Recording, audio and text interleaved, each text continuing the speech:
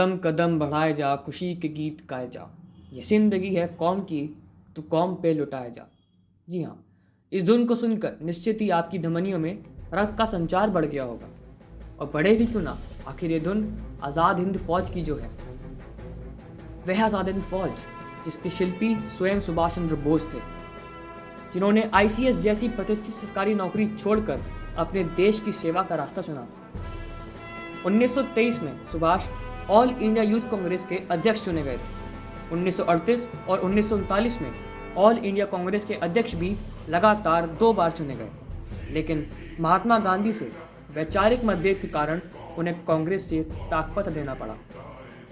फिर 1939 में सुभाष चंद्र बोस ने ऑल इंडिया फॉरवर्ड ब्लॉक की स्थापना करी। स्वतंत्रता आंदोलन में अपनी सक्रियता और ओजस्वी भाषणों के कारण अंग्रेज़ों ने उन्हें पहले जेल में डाला और फिर हाउस अरेस्ट कर दिया। पर सुभाष चंद्र बोस को आम आदमी नहीं थे।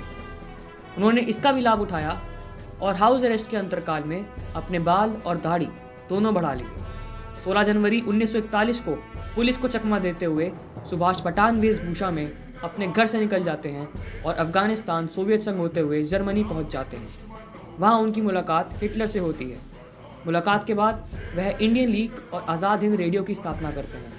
ऐसे भारतीय सैनिक जो दूसरे विश्व युद्ध में ब्रिटिश सरकार की तरफ से लड़ रहे थे, वह इंडियन लीग में शामिल हो जाते हैं। 1943 में सिंगापुर में रासबिहारी बोस आज़ाद हिंद फौज की कमान सुभाष चंद्र बोस को सौंप देते हैं। सुभाष चंद्र बोस ने आज़ाद हिंद फौज को पुनर्जीवित करते हुए रानी लक्ष्मीबाई के नाम पर महिला रेजिमेंट बनाई और कैप्टन लक्ष्मी स्वामीनाथन के हाथ में इस रेजिमेंट की बागडोर सौंप दी। यह शायद पूरी दुनिया में पहली बार हुआ था कि अपने देश की आज़ादी के लिए किसी दूसरे देश में जाकर इतनी बड़ी सेना का गठन किसी ने किया हो। निश्चित ही ऐसा केवल सुभाष ही कर सकते थे। दूसरे विश्व युद्ध में सुभाष चंद्र बोस ने आचार्य चाणक्य की नीति शत्रु का शत्रु मित्र होता है का अनुसरण करते हुए अंग्रेजों के विरोधी राष्ट्रों से हाथ मिला लिया। अंडमान निकोबार द्वीप समूह को अंग्रेजों से आज़ाद करा लिया। उस समय के जापान के प्रधानमंत्री हिडेकी तोजो ने 7 नवंबर 1943 को अंडमान निकोबार द्वीप समूह को सुभाष की अंतरिम सरकार को सौंप दिया। 30 दिसंबर 1943 को अंडमान निकोबार के जिमखाना मैदान में सुभाष चंद्र बोस ने सर्वप्रथम आज़ाद भारत का झंडा फहराया था। झंडा फहराने के बाद नेताजी सुभाष चंद्र बोस ने अपने सैनिकों और नागरिकों को संबोधित करते हुए कहा, हिंदुस्तान की आज़ादी की जो गाथा अंडमान की भूमि से शुरू हुई है, वह दिल्ली में अंग्रेजी वाइसराय के घर पर तिरंगा फहराने के बाद ही रुकेगी।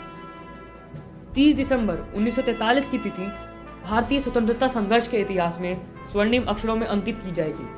प्रधानमंत्री नरेंद्र मोदी ने इस स्थान पर 75 साल बाद 30 दिसंबर 2018 को 150 फुट ऊंचा ध्वज फहराकर नेताजी और INA के सैनिकों के प्रति सम्मान और व्यक्त करते हुए रॉस द्वीप का नाम नेताजी सुभाष चंद्र बोस द्वीप, नील द्वीप का नाम शहीद द्वीप और हैवलॉक द्वीप को स्वराज द्वीप के नाम से जाने जाने की घोषणा की।